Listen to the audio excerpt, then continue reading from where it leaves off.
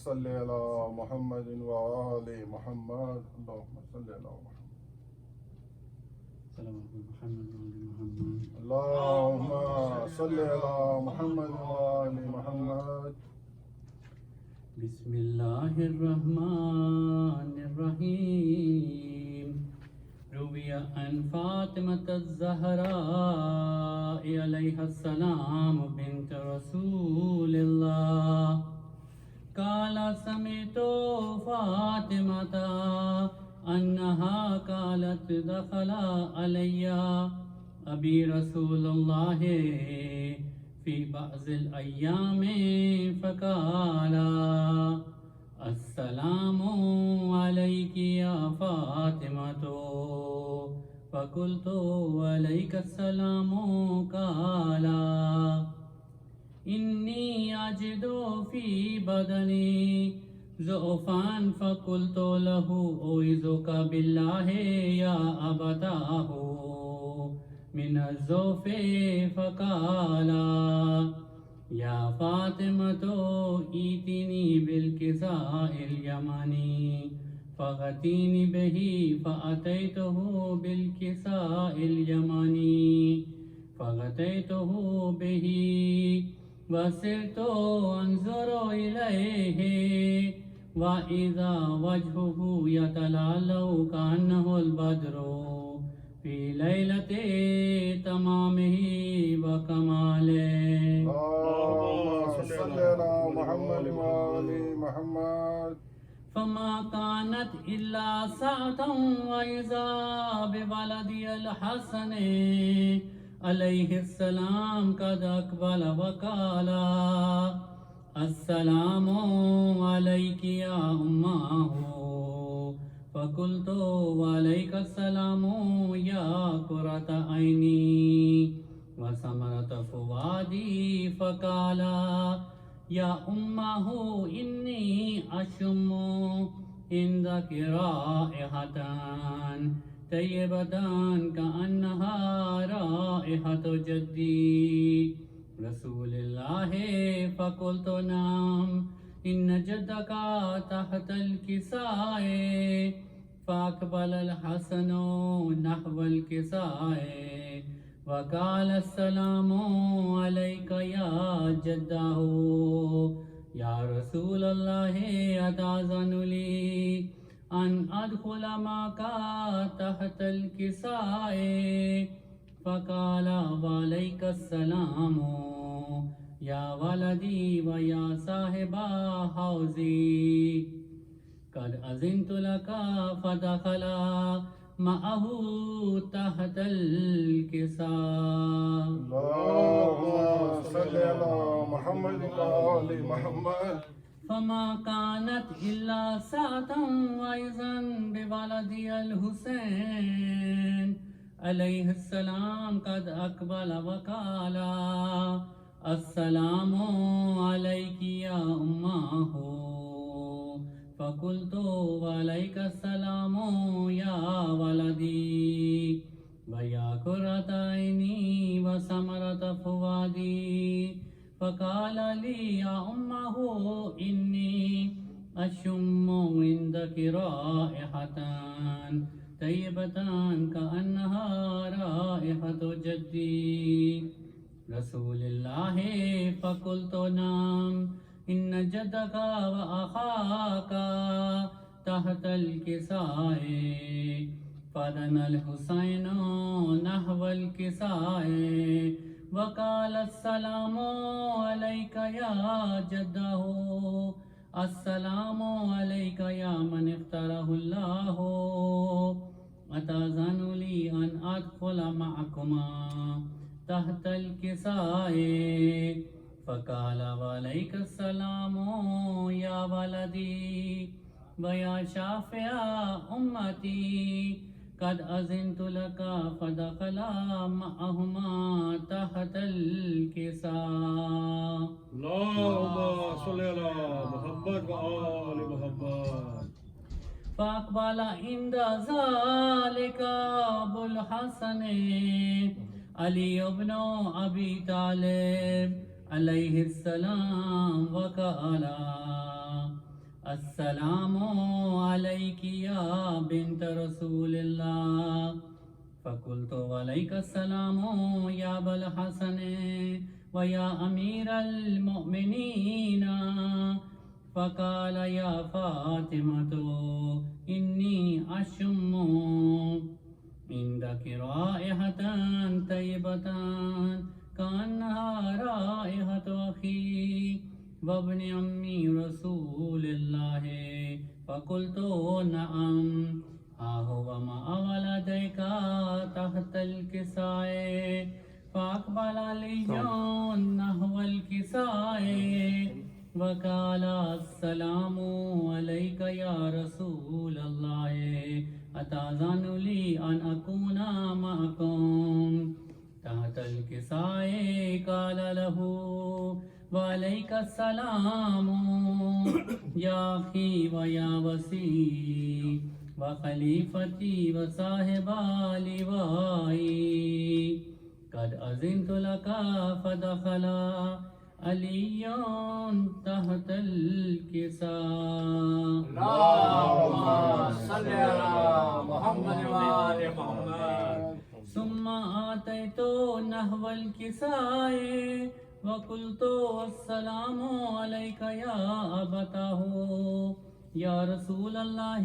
أتأذن لي أن أكون معكم تحت الكساء؟ قال وعليك السلام يا بنتي ويا بزتي.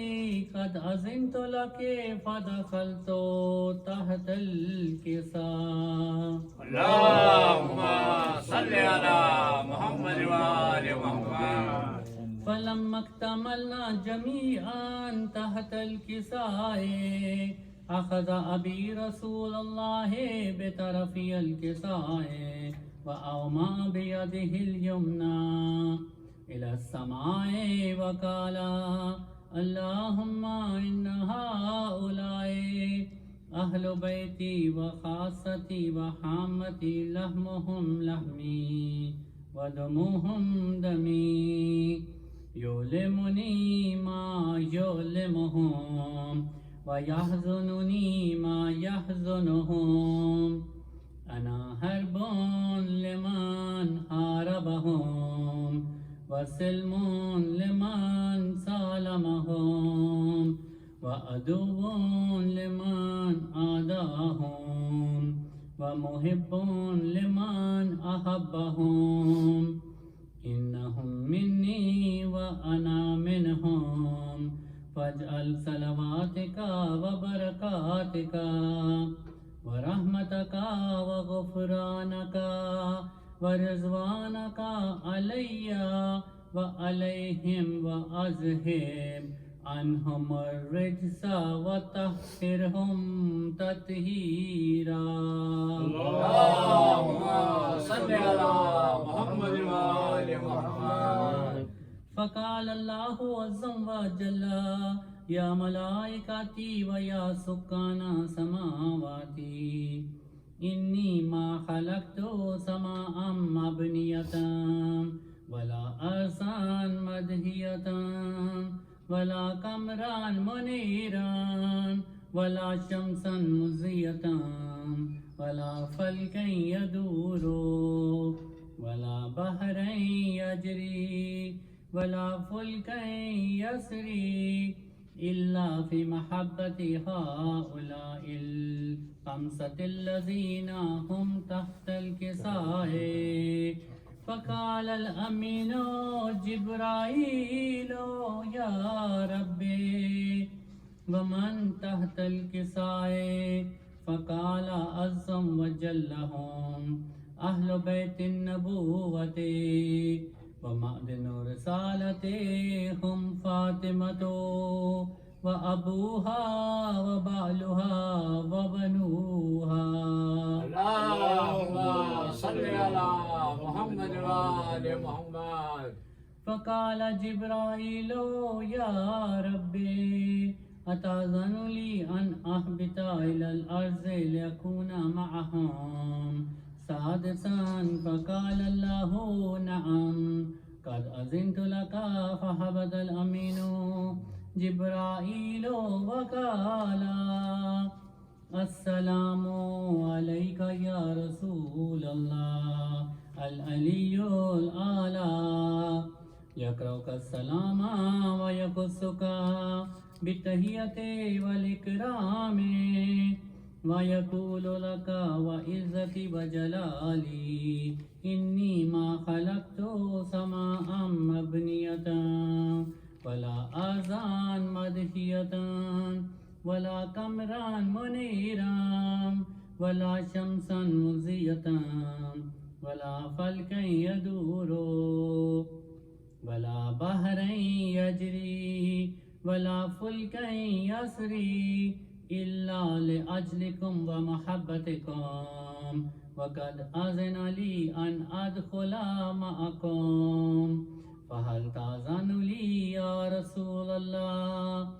فقال رسول الله وعليك السلام يا أمين وحي الله إنه نعم قد أذنت لك فدخل جبرائيل معنا تحت الكساء اللهم صل على محمد وآل محمد فقال لأبي إن الله قد أوحى إليكم يقول بسم الله الرحمن الرحيم إنما يريد الله ليذهب عنكم الرجس أهل البيت ويطهركم تطهيرا اللهم صل على محمد وآل محمد فقال علي لأبي يا رسول الله أخبرني ما لجلوسنا هذا تحت الكساء من الفضل عند الله فقال النبي صلى الله عليه وآله والذي بعثني بالحق نبيا واصطفاني برسالة نجيا ما ذكر خبرنا هذا في محفل من محافل أهل الأرض وفيه جمع من شيعتنا ومحبينا إلا ونزلت عليهم الرحمة وحفت بهم الملائكة واستغفرت لهم إلى أن يتفرقوا فقال علي عليه السلام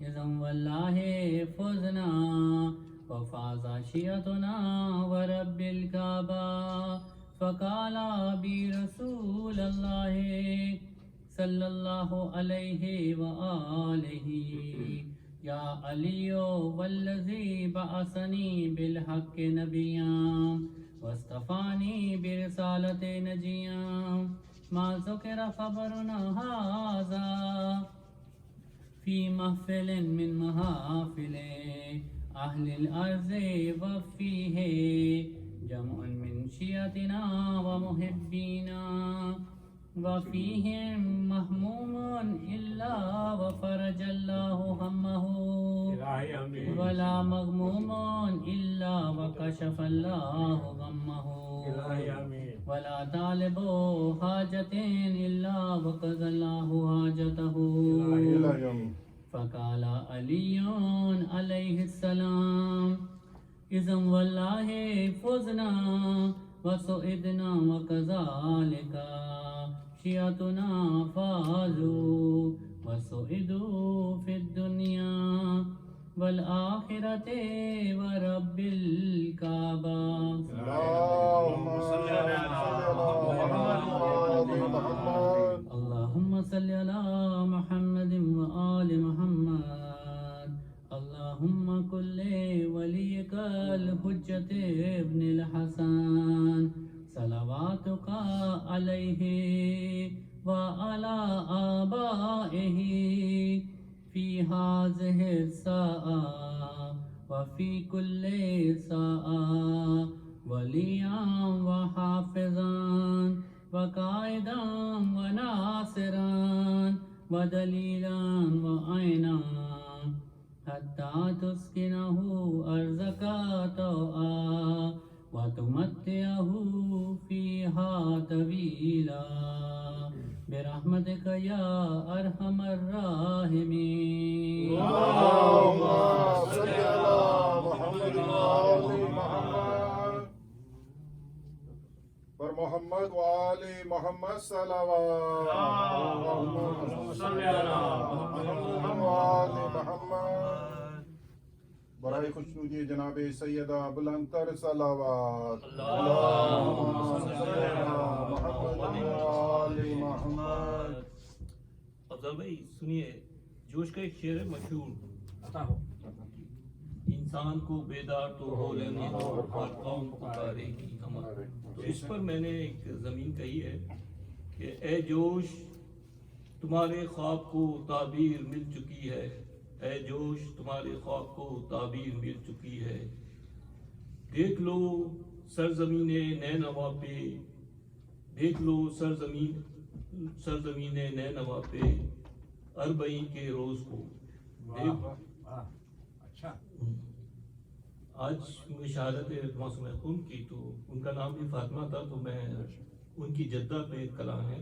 سلام سلام ہے فاطمہ زہرا ہو آپ پر سلام، انبیاء کے نور، انبیاء کے دل کا نور ہو آپ پر سلام. ام ابیا ہیں آپ، مادر زینب بھی آپ، اے مادر حسنین ہو آپ پر سلام.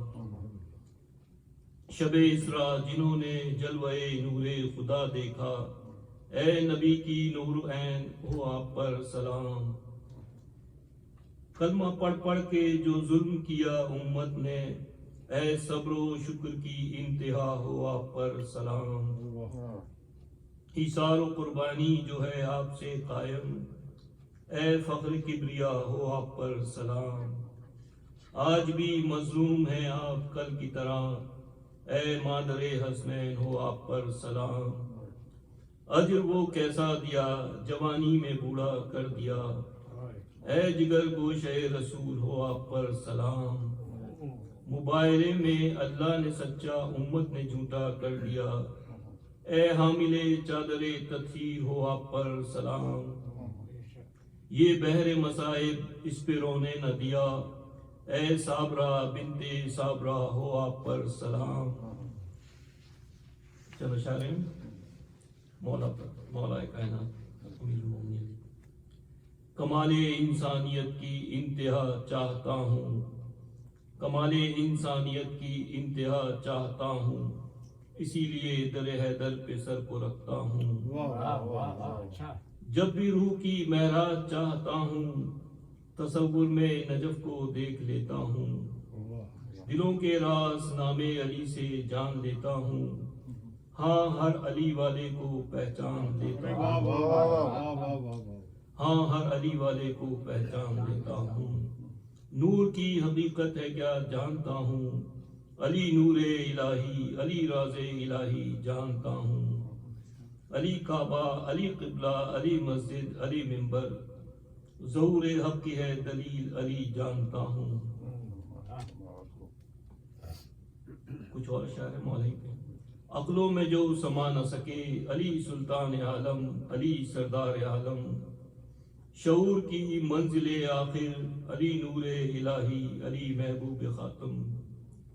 رب کی نعمتوں کی انتہا، علی کعبہ، علی قبلہ، علی مسجد، علی منبر.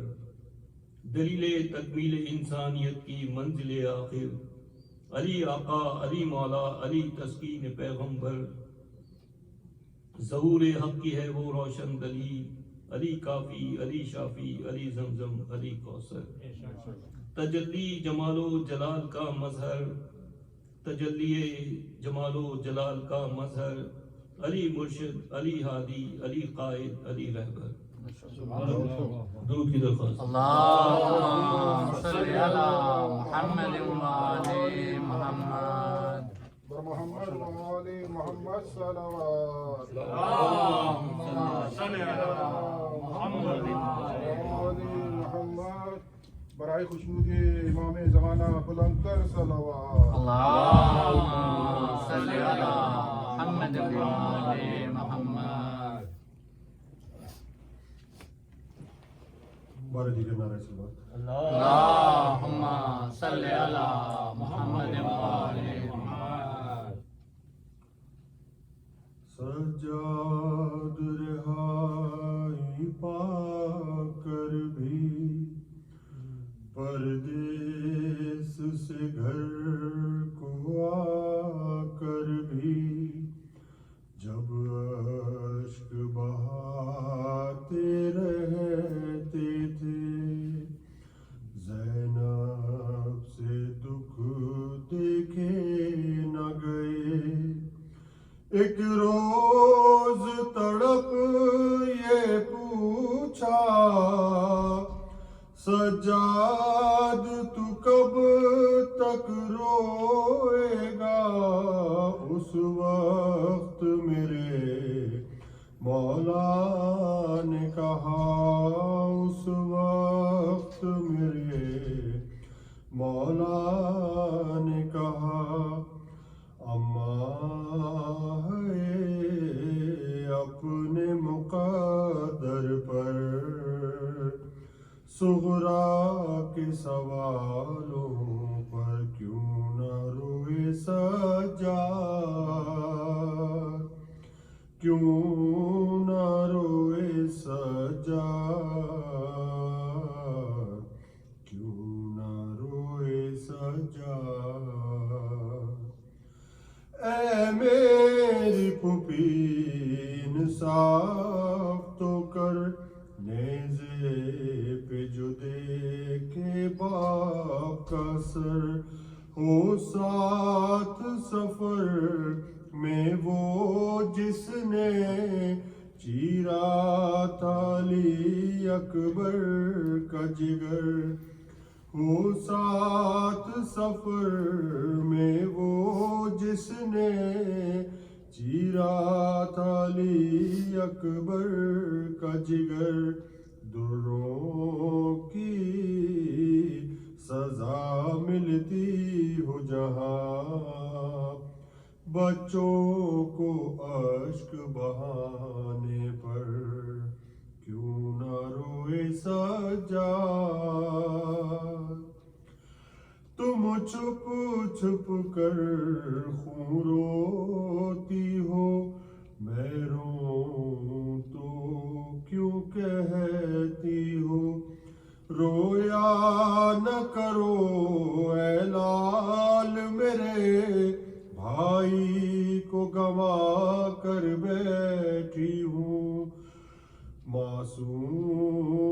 معصوم بہن کو زندہ میں جو چھوڑ کر تنہا آیا گھر کیوں نہ روئے سجاد کیوں نہ روئے سجاد کیوں نہ روئے سجاد. نیزے سے گرا عباس کا سر میں دیکھ چکا ہوں وہ منظر دربار میں کیوں مر نہ گیا جب نام تمہارا لے لے کر کہتا تھا نہیں زینب ہے کہاں لے آؤ یہاں پر بے چادر کیوں نہ روئے سجاد. سب قتل ہوئے میں زندہ تھا بیمار نہیں لڑ سکتا تھا شرمندہ ہوں میں اصغر سے وہ تیر ستم سے لڑ تو گیا شرمندہ ہوں میں اصغر سے وہ تیر ستم سے لڑ تو گیا وہ تیر میرے کیوں کر نہ لگا جس تیر سے گھائل تھا اصغر کیوں نہ روئے سجاد، کیوں سامنے صغرا کے جاؤں، بہتر تو یہی ہے مر جاؤں، تم زندہ ہو اکبر نہ رہا، وہ پوچھے تو کیا بتلاؤں، کیا صبر کروں کیا ضبط کروں، ہے زخم بہت دل کے اندر، کیوں نہ روئے سجاد، سر تشت میں تھا بابا کا رکھا، اور تخت پہ قاتل بیٹھا تھا، دندان مبارک پہ ان کے خوش ہو کے چھڑی وہ مارتا تھا، دندان مبارک پہ ان کے خوش ہو کے چھڑی وہ مارتا تھا، افسوس میں کچھ بھی کر نہ سکا، اب تک ہے اسی سے درد جگر، کیوں نہ روئے سجاد، کیوں نہ روئے سجاد، کیوں نہ روئے سجاد، ریحان و رضا روتے رہنا اس دہر میں ہے، جب تک جینا نو ہو کی اذانیں دے دے کر، ہر شخص سے یہ کہتے رہنا، بے گورو کفن معصوم بہن، زندان میں جس کے ہاتھوں پر، کیوں نہ روئے سجاد، کیوں نہ روئے سجاد،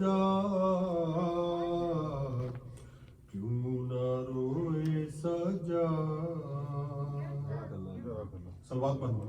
اللہم صلی علی محمد وآل محمد، بر محمد وآل محمد صلوات، اللہم صلی علی محمد وآل محمد۔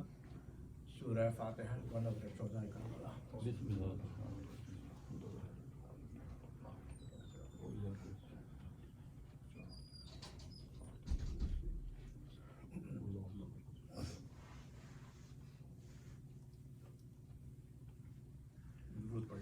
اللہم صلی علی محمد وآل محمد۔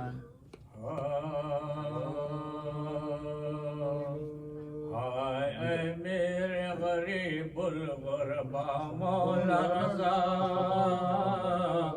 آپ کو دور مدینے سے کیا مولا رضا، ساتھ بچوں کا چھٹا گھر بھی چھٹا مولا رضا، نظر آنے لگی پھر کرب و بلا مولا رضا، اٹھ کر آلے محمد کا سفینہ رویا، کربلا روئی نجف رویا، مدینہ رویا، بھائی سے دور نہ رہ پائی مگر معصوم، شہر یثرب سے خراسان کی طرف کوچ کیا، کہتی تھی میرے بھائی رضا، تم گئے کیا کہ گیا چین بہن کا بھیا، میں خراسان کو جو جاتی ہوں رفاقت کے لیے،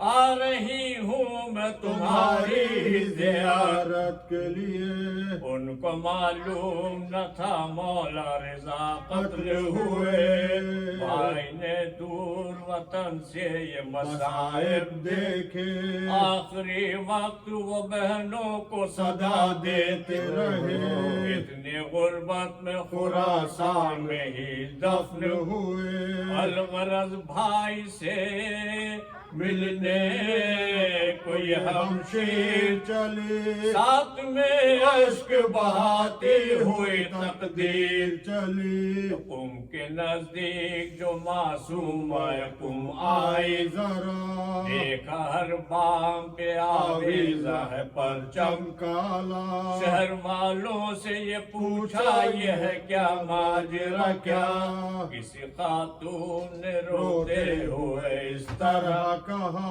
والی مملکت و نور خدا کشتا شد، آہ فریاد غریب الغربا کشتا شد، سن کے یہ گر پڑی ناقے سے رضا کی خواہاں، کہتی تھی چھوڑ گئے تم ہمیں بھیا، کس پر آپ کے بعد میں جی پاؤں گی بھیا، کیوں کر 7 دن زندہ رہی بھائی کی وہ نوحہ، گر بھائی کی یاد میں وہ اشک بہانے والی، مر گئے قم خراسان کو جانے، والی، تم نے اس موت پہ کچھ غور کیا اہل عذاب، اس بہن سے نہ اٹھا مرگ اخی کا صدمہ، بس شہادت کی خبر سنتے ہی دم توڑ دیا، ایک نظر ڈالو میرے ساتھ سوئے کرب و بلا، سوچتا ہوں جو یہ منظر تو جگر پھٹتا ہے، بہن کے سامنے بھائی کا گلا کٹتا ہے، کہہ رہی تھی یہی زینب میرے ماں جائے حسین، میرے ماں جائے حسین میرے دکھ پائے، حسین، یہ بہن کس طرح سے تم کو بچانا ہے، حسین، پیٹ کر سر کو یہی کہتی رہی ہائے، حسین، اپنی آنکھوں سے ہر ایک سمت دعا دیکھتی تھی، بھائی کے سر کو سرے نو کے سنا دیکھتی تھی، اپنی آنکھوں سے ہر ایک سمت دعا دیکھتی تھی، بھائی کے سر کو سرے نو کے سنا دیکھتی تھی، ہائے میرے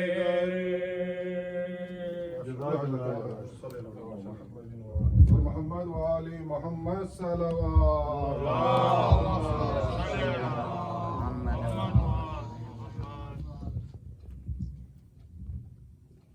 ہم انتظامیہ امام بارگاہ علی ولی اللہ کی جانب سے تمام مومنین و مومنات مجالس میں شرکت کی اور علامہ جواد رضوی صاحب کی ممنون و مشکور ہیں کہ آپ ہماری دعوت پر یہاں مسلسل مجالس سے خطاب فرما رہے ہیں، اور انشاءاللہ آج کے بعد ایک مجلس اور ساتھ ربیع الاول کی ہے، وہ بھی آپ ہی اس سے خطاب فرمائیے گا، اور ظاہر ہے مومنین کی بھی خواہش ہے اور آپ بھی اس کی مناسبت سے اسی موقع محل کی مناسبت سے مجالس آپ پڑھ رہے ہیں، مولا آپ کے توفیقات میں اضافہ فرمائے، جملہ مومنین و مومنات کی صحت و سلامتی کے لیے ایک مرتبہ درود پڑھ لیجیے۔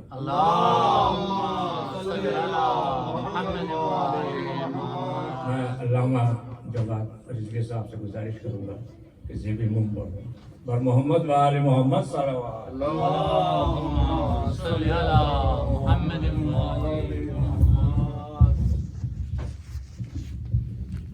بر محمد وآل محمد صلوات، اللهم صل على محمد وآل محمد۔ برائے خوشنودی جناب سیدہ بلندتر صلوات، اللهم صل على محمد وآل محمد۔ اللهم من قرأ الفاتحة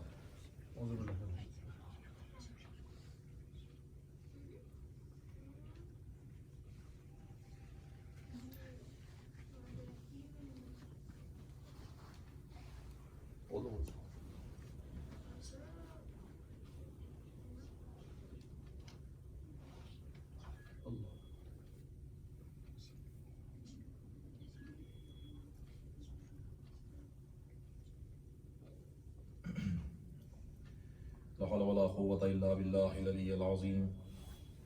أعوذ بالله السميع العليم من الشيطان اللعين الرجيم. بسم الله الرحمن الرحيم.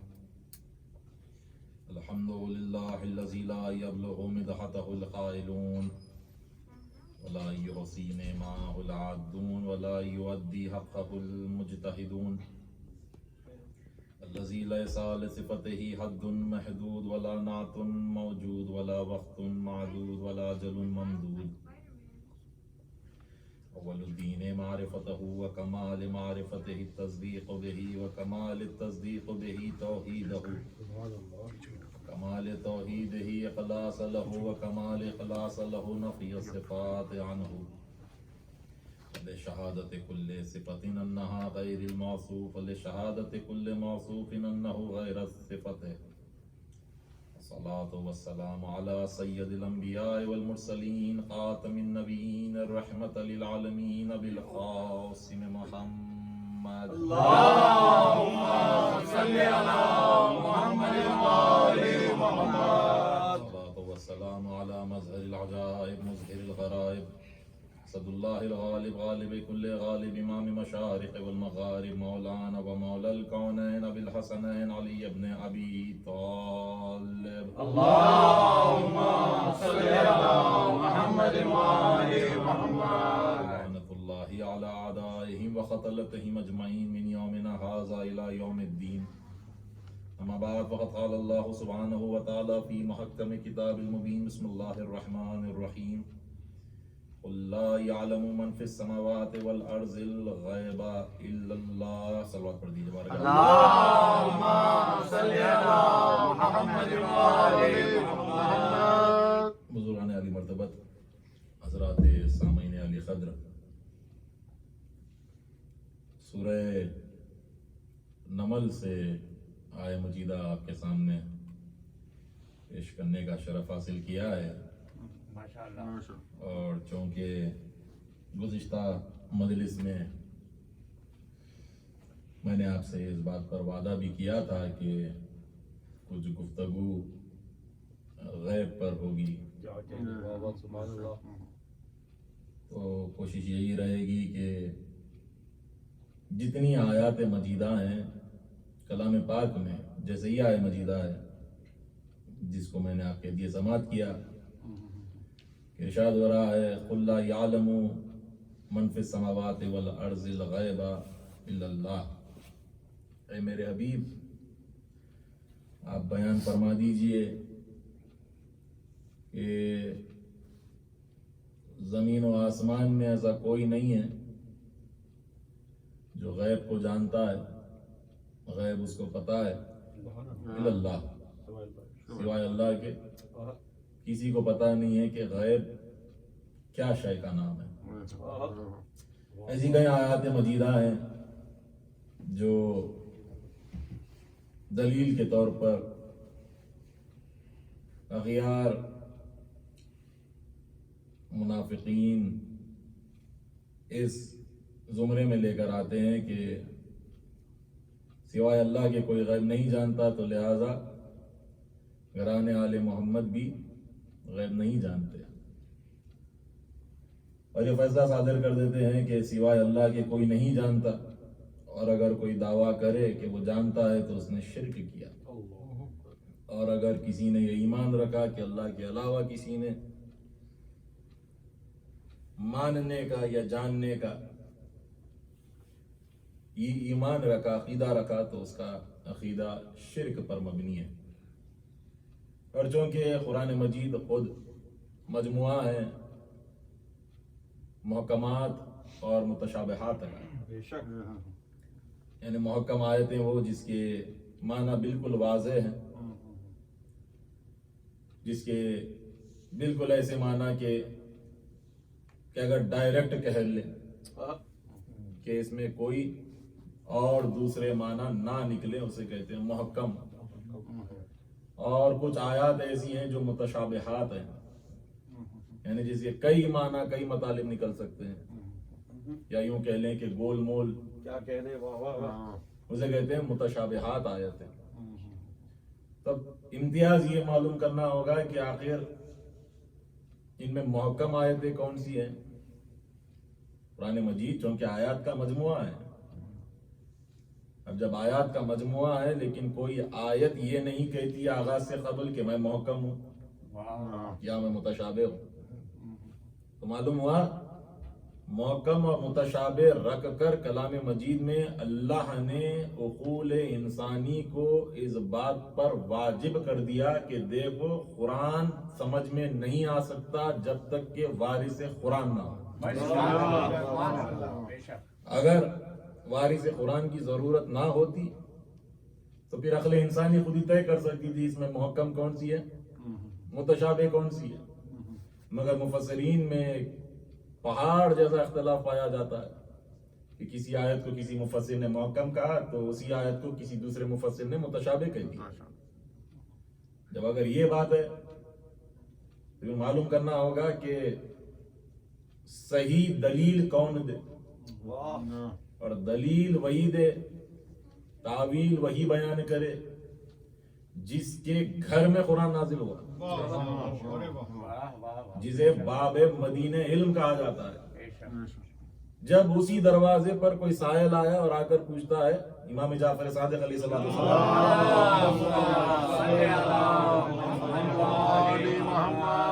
مولا ان آیات میں محکم آیتیں کون سی ہیں، متشابہات آیتیں کون سی ہیں؟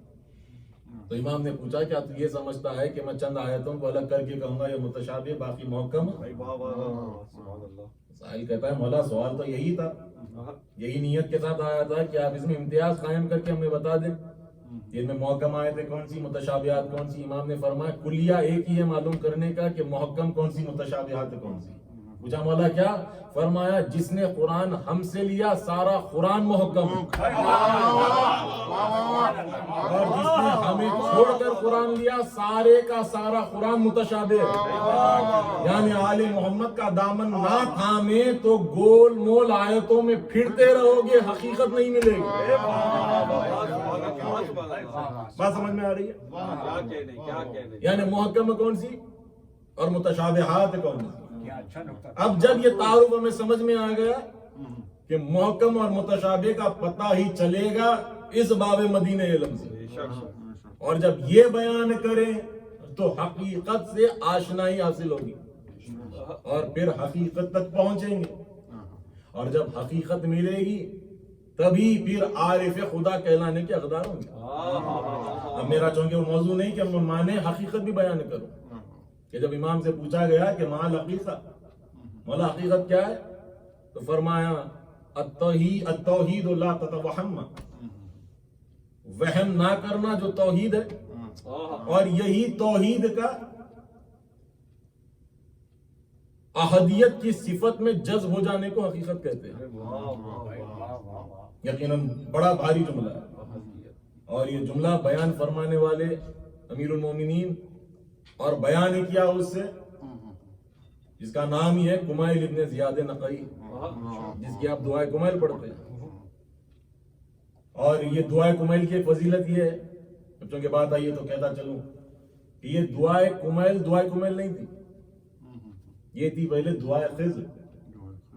یہ تھی دعائے خضر، اور یہ دعائے خضر کو اللہ کے رسول نے امیر المومنین کو تعلیم کی تھی اور کہا یا علی یہ دعائے خضر ہے. اور یہی دعا کو امیر المومنین نے کمائل کو تعلیم کی، اور کمائل کو تعلیم کر کے فرمایا کہ اپنے نام سے منسوب کر دے. خول امیر المومنین دے گئے، یعنی امام نے صرف ایسے ہی نہیں کہہ دیا اپنے نام سے منسوب کر دے، یعنی امام نے بتا دیا جو ظرف خضر تھا اب وہ ظرف کمائل ہے، کہ اپنے نام سے منسوب کر دے. تو وہ کمائل سے امیر المومنین فرماتے ہیں کہ حقیقت کیا ہے. میں موضوع سے بھٹک نہیں رہا مگر یہ کہ جملے پر ایک آشنائی ہو جائے کہ حقیقت کیا ہے، جو کہ ظاہر سی بات ہے کوئی فہم میں نہیں رہنا چاہتا، وہ بھی غلط، کوئی وہم میں بھی نہیں رہنا چاہے گا، صحیح، کیونکہ اوہام اس کا ادراک نہیں کر سکتے. یعنی اوہام کو وہاں سے ٹال دینے کا نام حقیقت کہتے ہیں. یعنی جہاں اوہام اپنا وجود کھو بیٹھے اور صرف معلوم ہی معلوم ہو اسے حقیقت کہتے ہیں. یعنی جہاں پر وہم ستائے وہاں پر علم حاصل نہیں ہوتا تو پھر حقیقت نہیں ملتی. جب پوچھا یا مولا مال حقیقت، حقیقت کیا ہے؟ اور آپ نے یہ فرما دیا تھا جذب الاحدیہ لصفت التوحید فهو الحقیقہ، کہ احدیت کا صفت توحید میں جذب ہو جانے کا نام حقیقت ہے.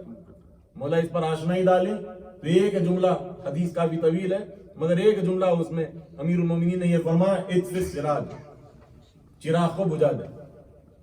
کیا فرمایا؟ اطفئ السراج، چراغ کو بجھا دینے کا نام توحید ہے. کب؟ وَيَطْلَعُ الشَّمْسِ، جب سورج نکل جائے تو چراغ کو بجھا دینے کا نام حقیقت ہے. یعنی کیا جملہ ہو گیا؟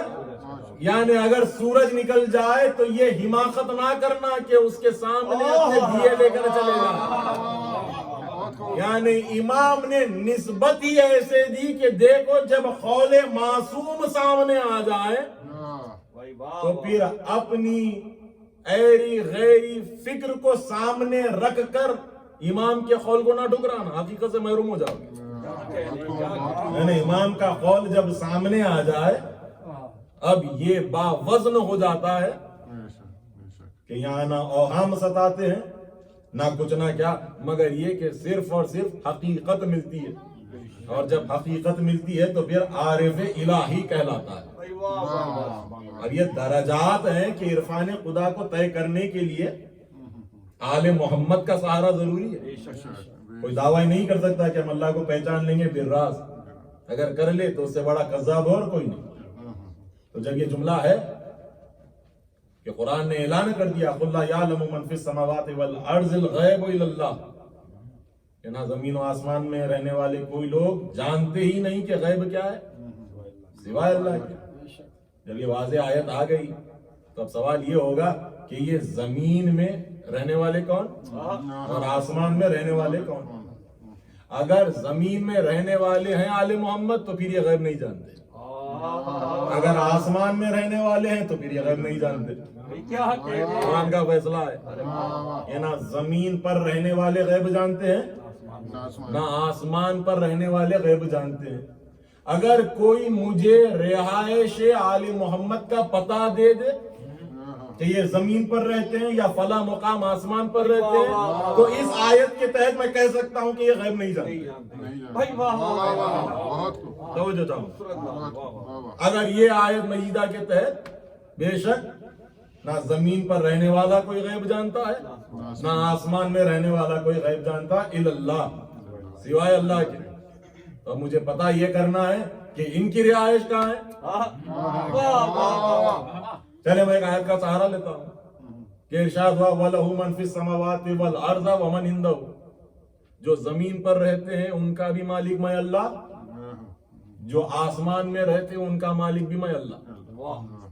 وَمَنْ عِنْدَهُ، اور جو میری اندیت میں رہتے ہیں ان کا مالک بھی میں اللہ. معلوم ہوا ایک مقام ہے زمین و آسمان کو چھوڑ کر، ایک مقام ہے آسمان، بات سمجھ میں آ رہی ہے، ایک مقام ہے زمین. اب رہ گیا کون سا مقام؟ ومن عندہ، اندیت. اب ہماری یہ کم علمی ہوتی ہے کہ ہم نے اندیت کا ترجمہ بھی قریبی کر دیا، جبکہ لفظ قربت کی عربی میں 4 معنی نکلتے ہیں اور اس کے 4 الفاظ بنتے ہیں الگ الگ. جیسے ہم ہر نیت ہماری یہی ہوتی ہے قربتاً الی اللہ، یہ بھی ایک جملہ عربی ہے. قرب لفظ عربی ہے، اس کا معنی بھی ہم کرتے ہیں قریب، اللہ سے ہم قریب ہو جائیں اس عمل کے ذریعے. ایک معنی ہے، ایک جملہ ہے، ایک لفظ ہے لدن، اس کے معنی بھی کہے جاتے ہیں قریب کے. اور ایک جملہ ہے، ایک لفظ ہے دونوں، اس کا بھی ترجمہ کیا جاتا ہے قربت کے. اور ایک جملہ ہے اندیت، اس کے بھی معنی کیے جاتے ہیں قربت کے. بات صحیح ہے، اختلاف نہیں ہے، مگر فرق کے ساتھ. وہ فرق میں آپ کو بتانا چاہ رہا ہوں.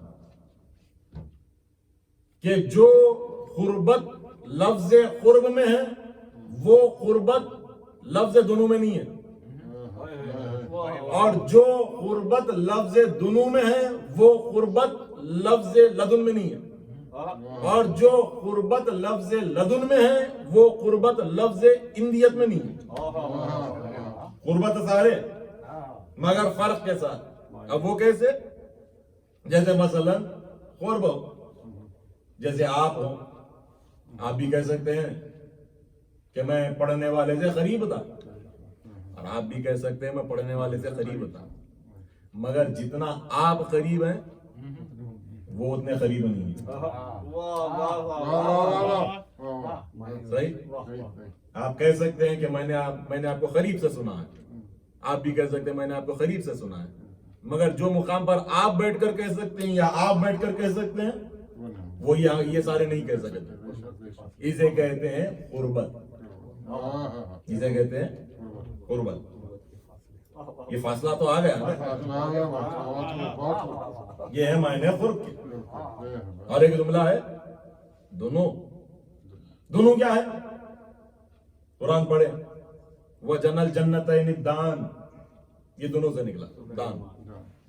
صحیح؟ سورہ رحمان کیا ارشاد ہوا؟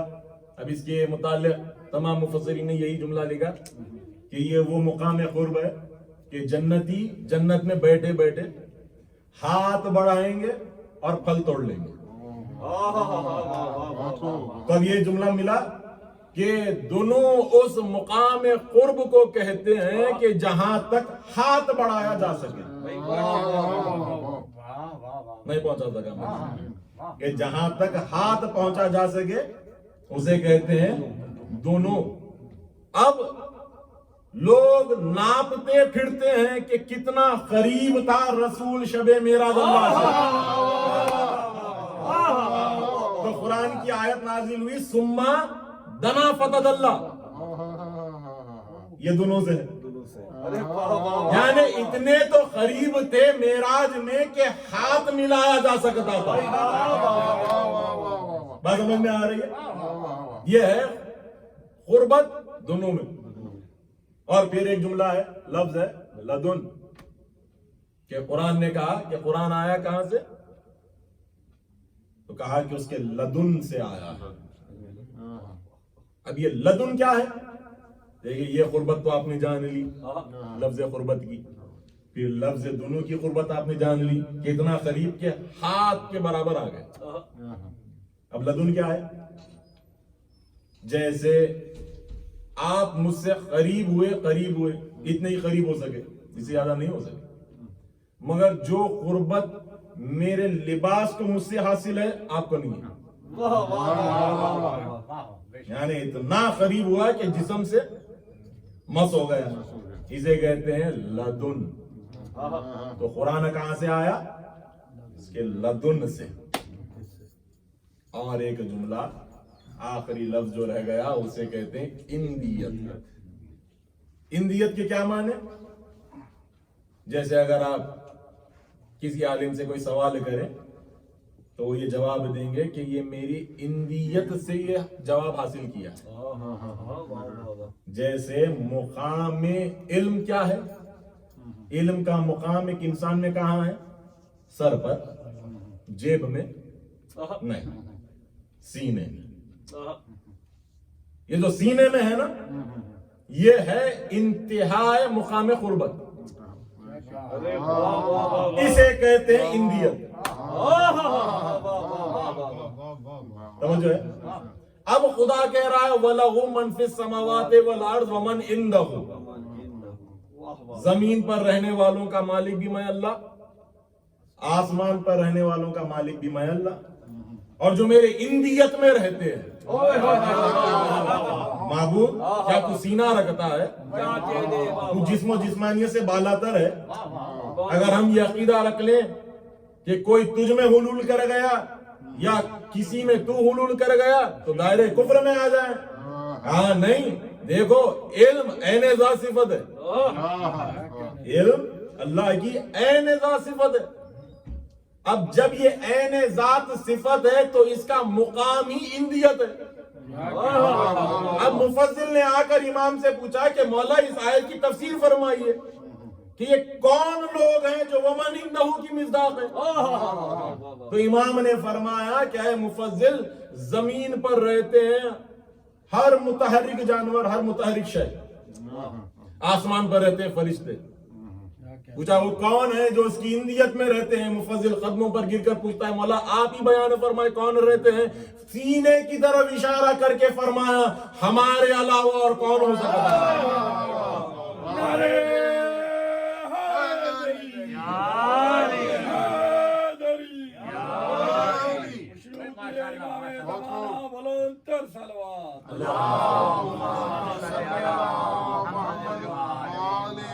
معلوم ہوا کچھ ہستیاں ایسی ہیں جو نہ زمین پر رہتی ہے نہ آسمان پر، اور رہتی کہاں ہے؟ اندیت میں ہو سکی. قرآن کی آیت کیا کہہ رہی تھی؟ قُلْ لَا يَعْلَمُ مَنْ فِي السَّمَاوَاتِ وَالْأَرْضِ الْغَيْبَ إِلَّا اللَّهُ. نہ زمین پر رہنے والے غیب جانتے ہیں، نہ آسمان پر رہنے والے غیب جانتے ہیں. مانتا ہوں نہ یہ زمین پر رہتے ہیں نہ یہ آسمان پر رہتے ہیں. یہ رہتے کہاں ہیں؟ یہ اندیت الہی میں رہتے ہیں. جب یہ اندیت الہی میں رہتے ہیں تو نہ ان کو زمین پر تلاش کرو نہ آسمان پر. اور پھر تصور خدا لوگوں کے اذہان میں کیا کہ کوئی یہ سمجھ کر اسے عبادت کرتا ہے کہ وہ کعبے میں رہتا ہے، اگر یہ سوچ کر سجدہ کر لے تو کفر ہو گیا. اور اگر یہ سوچے کہ وہ ساتوں آسمان کے اوپر تخت پر بیٹھا ہوا ہے کفر ہو گیا. نہیں، عارف نے کہا کہ وہ ہر جگہ ہے، کہ وہ دور بھی ہے قریب بھی ہے. دور بھی دور، قریب بھی ایسا قریب کہ شہرک سے زیادہ قریب. اور جب شہرک سے زیادہ قریب تو ہر جگہ ہے، اور یہ رہتے اس کی اندیت میں. تو ماننا ہوگا کہ جہاں جہاں جلی ہے وہاں وہاں علی ہے.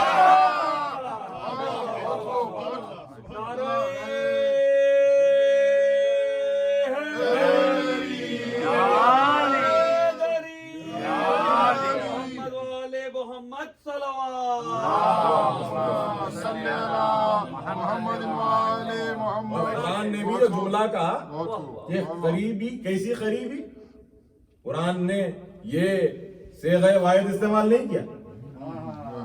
نحن اقرب الیہ من حبل الورید، ہم تمہاری شہرت سے زیادہ قریب ہیں. میں نہیں کہا، جبکہ انا کا بھی صیغہ ہے، انا بھی آ جا سکتا تھا، مگر کہا نہیں، نحن اقرب الیہ من حبل الورید، ہم تمہاری شہرت سے زیادہ قریب ہیں. ایک یمن کی ملکہ تھی زرقہ، اور جناب محمد مصطفیٰ صلی اللہ علیہ وسلم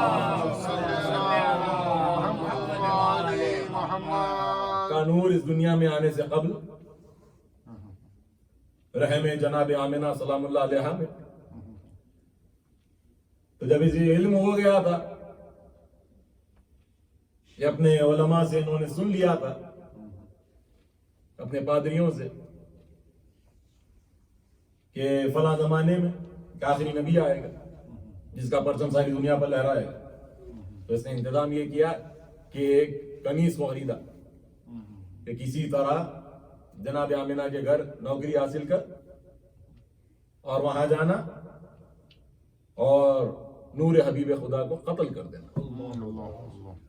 اس غرض سے اسے خریدا، فروخت کیا، اور جب بھیجا اسے تو کسی طرح اس نے منصوبہ باندھا اور آ گئی گھر میں، بس بہانے نوکری.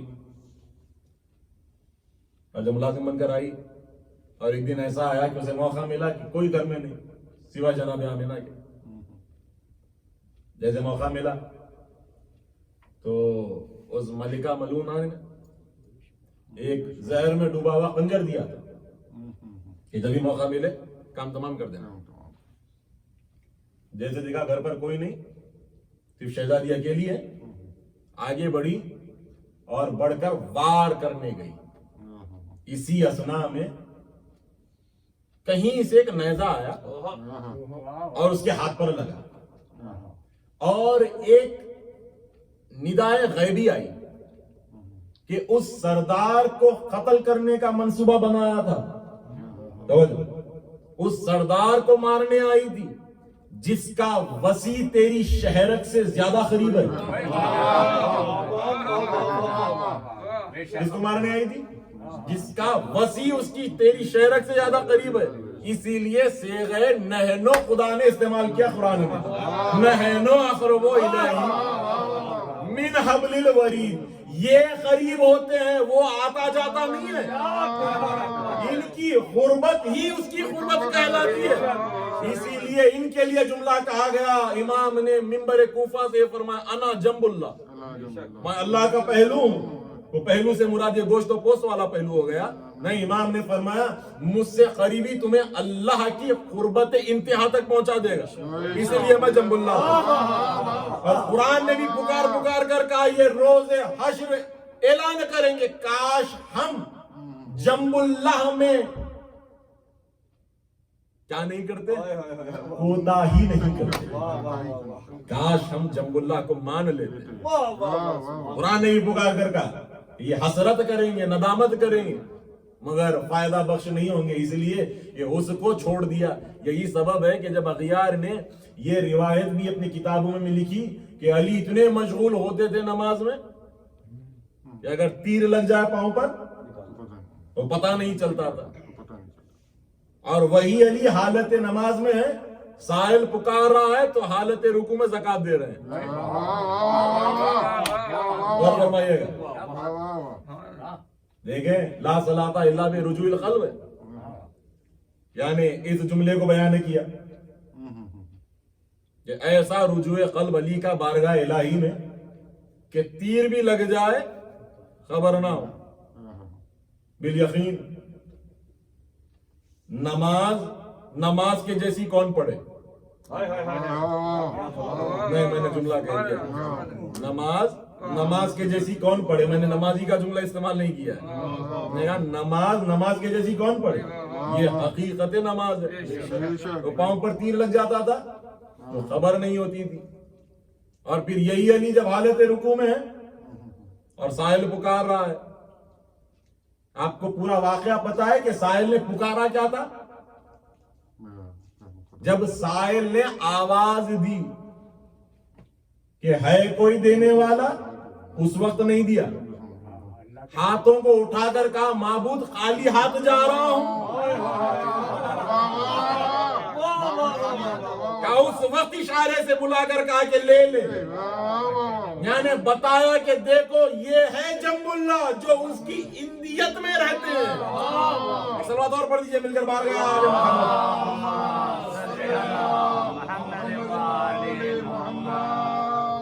تو یہ وہ ہستیاں ہیں. انہی ہستیوں میں ایک ہستی ہے جناب فاطمہ.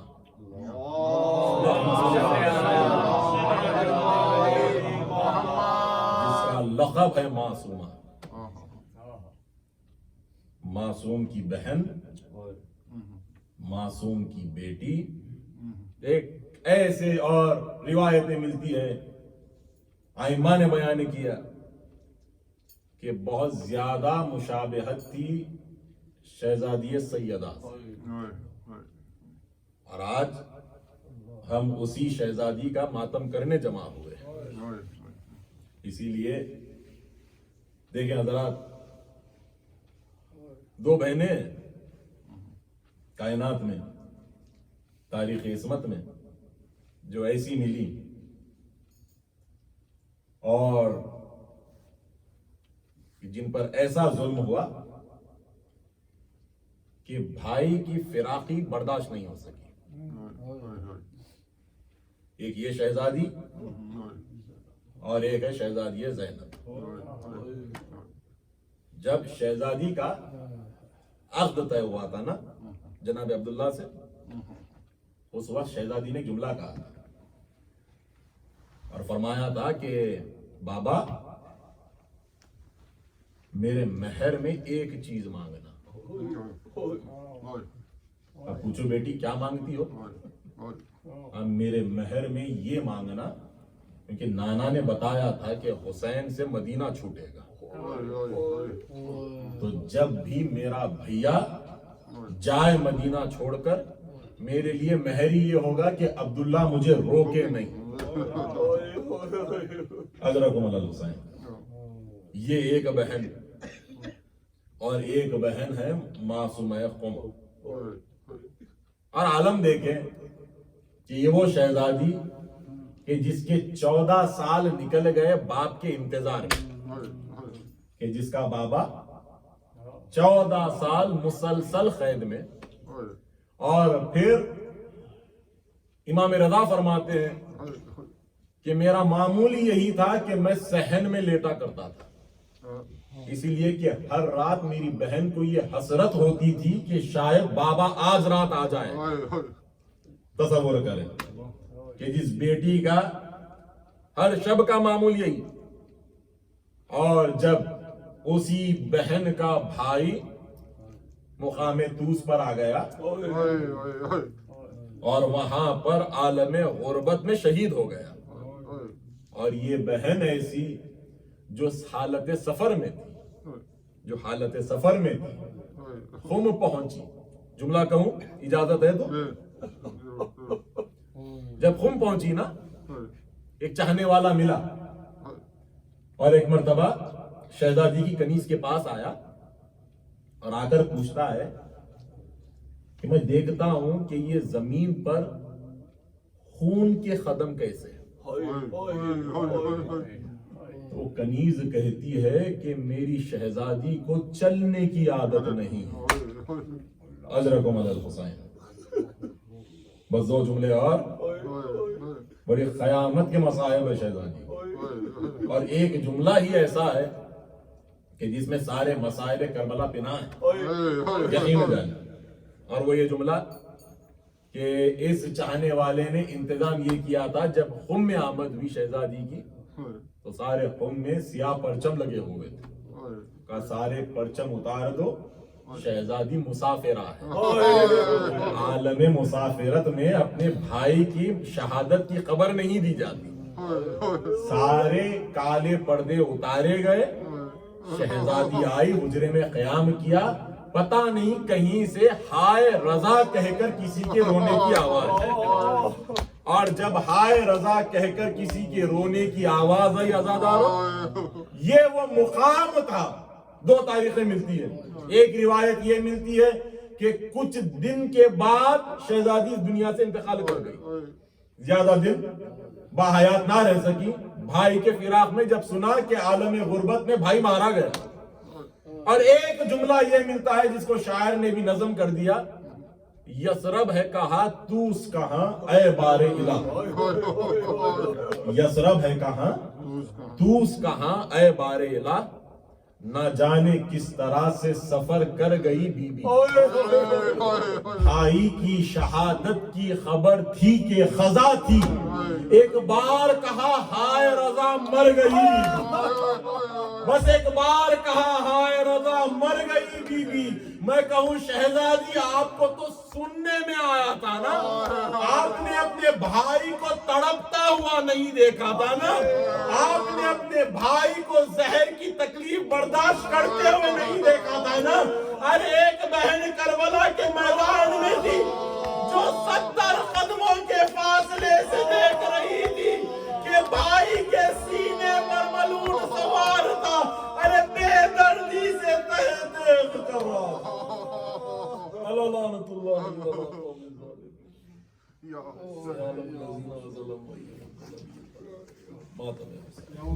حسین یا حسین یا حسین یا حسین یا حسین یا حسین یا حسین یا حسین.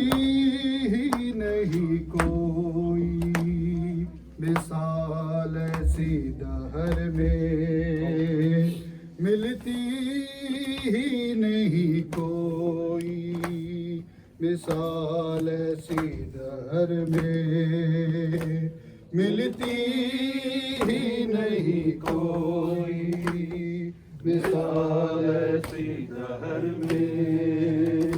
بے گور و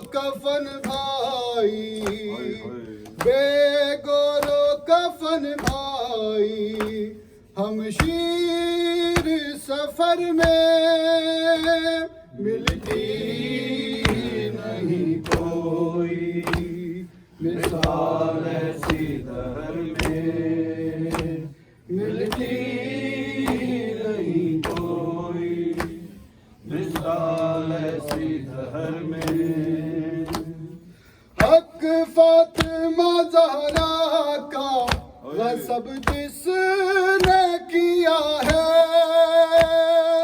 حق فاطمہ زہرا کا غصب جس نے کیا ہے وہ دوست بھلا کیا ہے وہ دوست بھلا کیا ہے پیغمبر کی نظر میں ملتی نہیں کوئی مثال ایسی دہر میں ملتی نہیں کوئی مثال ایسی دہر میں 6 ماہ کے بچے کو بھی نیزے پہ چڑھایا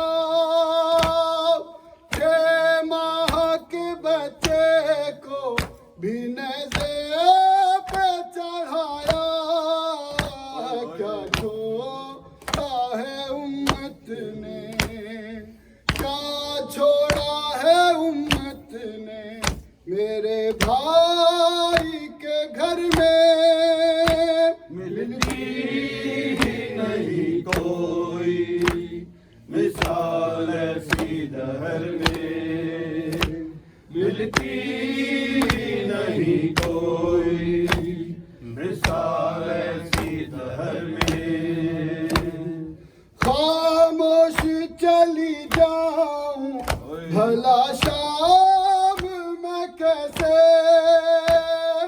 خاموش چلی جاؤں بھلا شام میں کیسے شبیر کا لاشا ہے شبیر کا لاشا ہے میری راہ گزر میں ملتی نہیں کوئی مثال ایسی دہر میں ملتی نہیں کوئی مثال ایسی دہر میں عابد نے کہا خون یوں ہی روتا رہوں گا